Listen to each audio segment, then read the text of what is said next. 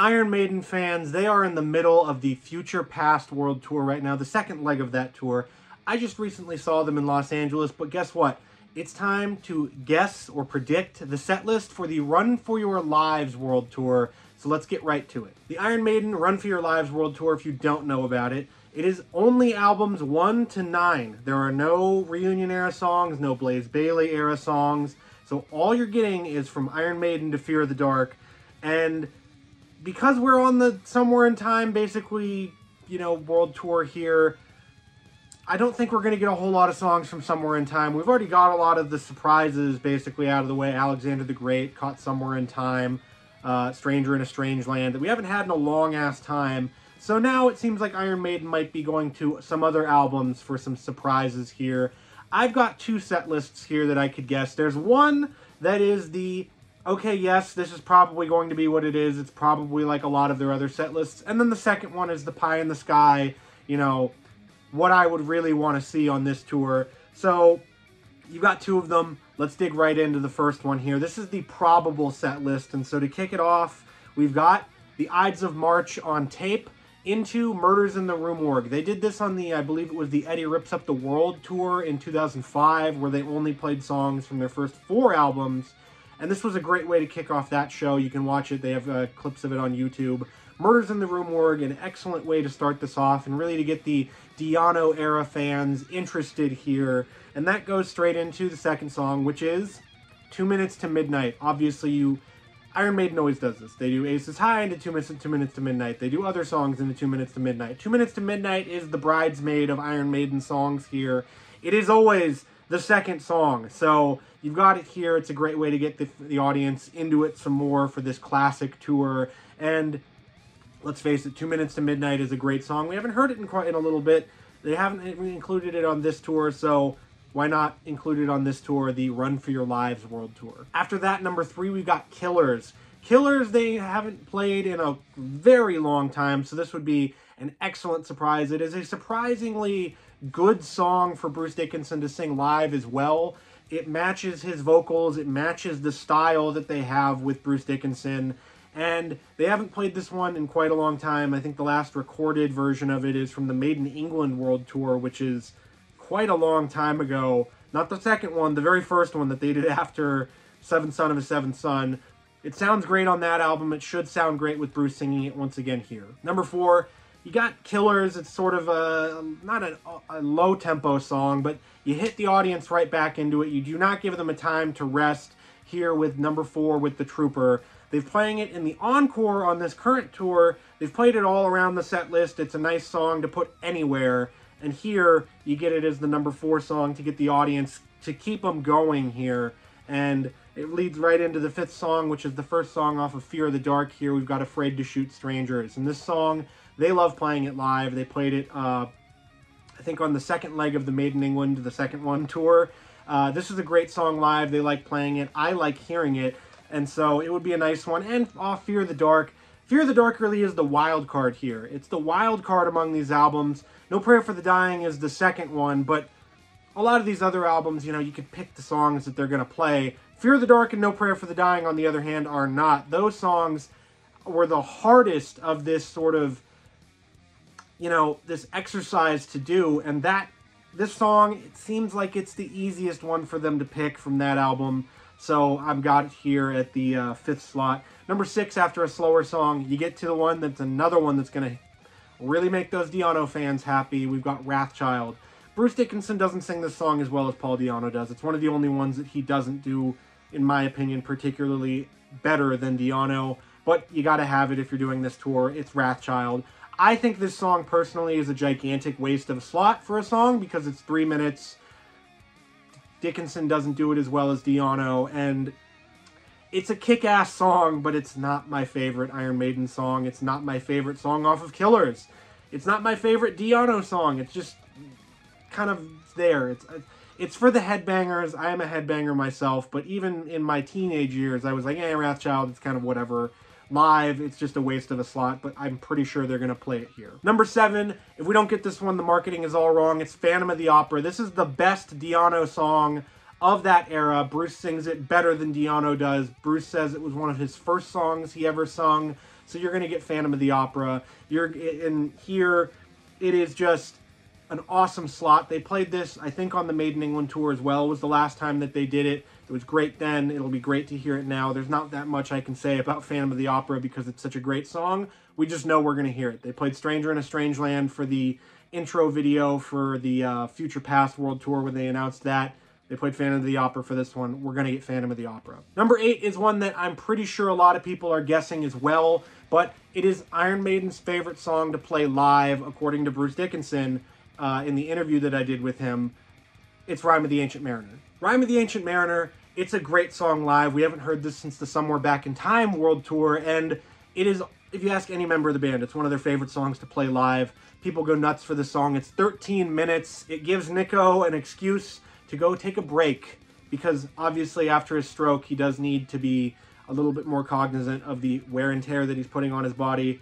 What a better way than to give him a break in the middle of the set list when, you know, it slows down and Bruce puts on the cloak and they do all of the stuff. A perfect song to include on this tour. They always have these types of long, lengthy songs that they include that are fan favorites that they slot in. Rime of the Ancient Mariner is going to be another one here, and if they don't play it, I'll be very surprised because they've gotten to a lot of the songs off Power Slave in recent tours that they would normally get to. You know, we're not going to get Lost for Words. We're not going to get Back in the Village. They've played Aces High, 2 Minutes to Midnight, Power Slave. You're going to get Rime of the Ancient Mariner. I would bet that we get that song on this tour. Number 9, we have our first song and our only song from No Prayer for the Dying. We have Bring Your Daughter to the Slaughter. Like I said before, No Prayer for the Dying is a difficult one to pick a song from. Would it be Tail Gunner?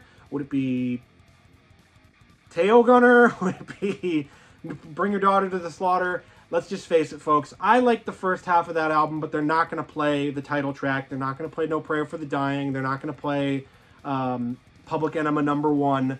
They're not going to play Mother Russia because that song sucks. They're going to play either Bring Your Daughter to the Slaughter or Tail Gunner. Those are the two options that we have. If they did Tail Gunner, I would bet that they do it as the first song, but that's for the second set list. Here, we're going to get Bring Your Daughter to the Slaughter. It depends on whether we get it in the main set or we get it in the encore, because the last time they played this track, it was in the encore. It was in that sort of, oh, crowd introduction, let's sing along section of the encore. So I'm putting it here after Rime of the Ancient Mariner because obviously it's a 13-minute song. The crowd is going to need to get pumped up after it. Bring Your Daughter to the Slaughter would be a perfect way to do that. Number 10, we have The Number of the Beast, and this one could probably just take over this Bring Your Daughter to the Slaughter spot, but Number of the Beast, they haven't played it. They didn't play it on the Future Past World Tour. People are going to come to this tour and they want to see Number of the Beast. They're going to play it. It's a great song. You're going to have, basically this tour is probably, I would assume, focuses on Killers, Number of the Beast, and Power Slave. That's what I would assume here. I could be wrong about that, but we're probably going to get the most songs off of Killers and Number of the Beast because, let's face it, those are two of Iron Maiden's most popular albums. And if we're celebrating that era of the band, you need to kind of include those. Number of the Beast, great way to do that. Number 11, if you've seen Iron Maiden, you've seen these next 3 tracks, you're going to know. We're getting The Evil That Men Do, Fear of the Dark, and Iron Maiden to close out the main set list. The Evil That Men Do, Steve Harris just recently said it was the most iconic Iron Maiden song. It's one of his favorites to play. It's one of my favorites. I always shed a little tear when they play it because I love that song. Great track. The Evil That Men Do. I know people are sick of hearing this stuff, but go to an Iron Maiden concert, everybody. What happens when they play Fear of the Dark? What happens when they play Iron Maiden? People freak the hell out. So if you're going to this tour and you're expecting them to play a bunch of deep cuts, this is not Judas Priest's third leg of the Firepower tour where they're playing a set list full of deep cuts and then 3 most popular songs. They're going to get to their most popular songs. It's Iron Maiden. Just live with it. You know, when they play Fear of the Dark, the whole crowd freaks out. If you're going to go see Iron Maiden, there's so many people seeing them for their first time at all of these shows. What songs do they want to hear? They want to hear The Trooper, Number of the Beast, Run to the Hills, Fear of the Dark, Iron Maiden. Those are the songs that they want to hear. And so they usually pick 3 of those 5 that they're going to play. Maybe it's 5 of the 5 for a tour like this, but you're going to see them play those songs. They're not going to take all of them out. Just don't think like that when you're thinking of set lists because it's just not going to happen. So for the encore, it's a little boring. We've got, kicking it off, we've got Run to the Hills. It is the Run for Your Lives World Tour. they're going to play Run to the Hills. It's just going to happen. Sorry, folks. Let's see, 15, we have Hallowed Be Thy Name. And then to close out the set list, we have Running Free. They've done this before, where they play Hallowed Be Thy Name into the set list closer. The set list closer could be Running Free, could be Sanctuary. They haven't played that song in quite a long time, but I would expect it to be Running Free. Maybe they include both. That's the thing about this set list, is that Iron Maiden for the past couple tours have been playing 15 songs, just because it kind of fits. They've been playing longer songs. Here, we bumped that up to 16 songs, but we'll see. Some of these aren't as long. Rime of the Ancient Mariner is pretty long, but you do give Nico a break. And then, you know, you have, like, Killers and Hallowed Be Thy Name as the next longest songs here, so I don't think that they're going to go into that territory. We're not getting To Tame a Land. We're not getting Mother Russia. We're not getting a lot of the stuff that I think people are going to be expecting out of this tour. Bruce Dickinson on stage did say that this is going to be a spectacular, an extravaganza, whatever the hell you want to say, that people are going to want to see this tour. So hopefully they include some surprises. This set list is the boring one. It does include a bit of surprises here or there. They haven't played Rime of the Ancient Mariner in like 12 years, or longer than that. They haven't played Killers in forever. They haven't played Wrathchild in quite a long time. You know, they haven't played Bring Your Daughter to the Slaughter in quite a long time. So there are some surprises here, but it's Iron Maiden. It's not Pearl Jam. We're not going to get the deepest of deep cuts here. We already got Alexander the Great. What more can we want? What can we ask for? This set list, however, does not include any Somewhere in Time songs, because I don't think they're going to play any, or maybe they'll play one. Maybe they'll play Wasted Years, or they'll play Heaven Can Wait. So for the set list number 2 here, this is the Pie in the Sky. This is Hunter Bolding's personal wish list set list. We've got the first song, which is going to be either Be Quick or Be Dead or Tail Gunner. I could not pick which of these songs I wanted them to open with. Hopefully it's one or the other, because that would be great. I haven't heard a lot of Fear of the Dark songs live. I started being an Iron Maiden fan in about 2008 on the Somewhere Back in Time World Tour. They haven't played a lot of songs from Fear of the Dark since then. They've played exactly Afraid to Shoot Strangers and Fear of the Dark. They haven't played any No Prayer for the Dying songs since then. Guess what my first Iron Maiden song I listened to after I saw them? I went out and bought a bunch of CDs. I popped in No Prayer for the Dying on a friend's recommendation, and I heard Tail Gunner. So I'm hoping they play Tail Gunner. That would be a great moment for them live. Number 2, I'm keeping it with 2 Minutes to Midnight, because that's just a great pick on the set list. Number 3, keeping it the same, Killers, because I want to hear them play Killers. Number 4, you wanted a deep cut off of Number of the Beast? You got a deep cut off of Number of the Beast. It is Total Eclipse.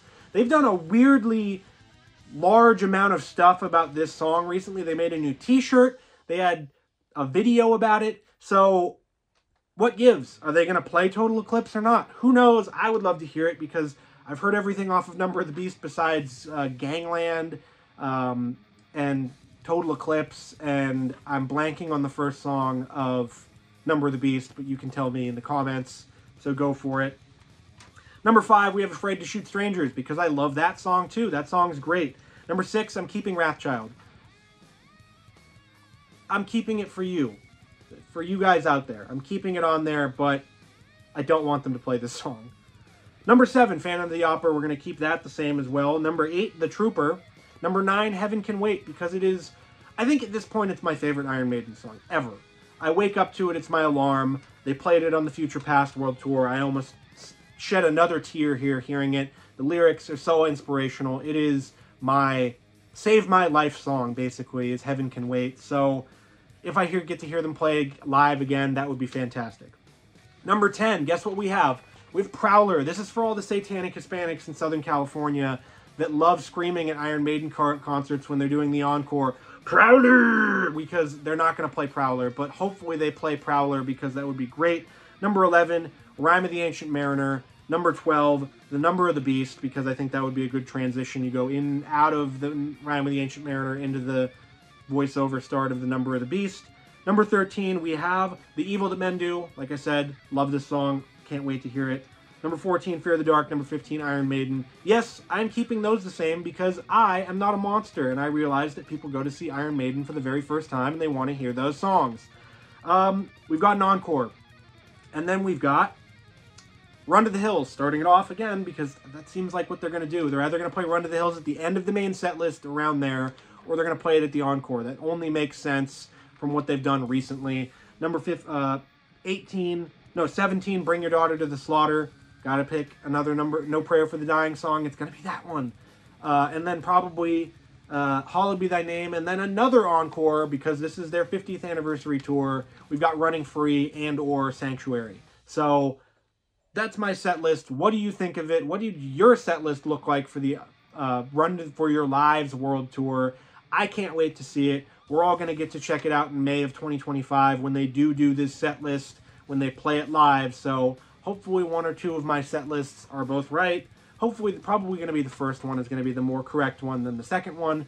What songs do you want to hear them play from Fear of the Dark and No Prayer for the Dying? Let me know in the comments. Let me know how much you love Mother Russia, because I don't like that song and people love to let me know.